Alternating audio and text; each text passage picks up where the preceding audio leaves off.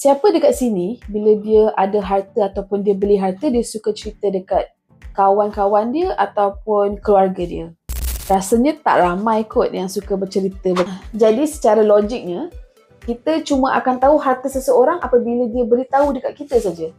Bayangkan seseorang tu ataupun si mati tu ada 10 harta, tapi waris cuma tahu 8 je daripada harta tersebut. Proceeding pusaka yang dijalankan hanya akan berdasarkan 8 harta tersebut sahaja. Tiba-tiba, lepas 10 tahun macam tu, baru dapat tahu ada lagi 2 harta yang tertinggal.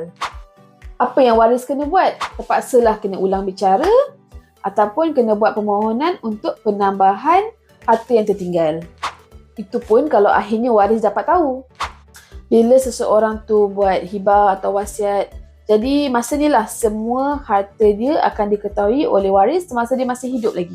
Jadi tak adalah masalah harta tertinggal dalam pengagihan pusaka anda.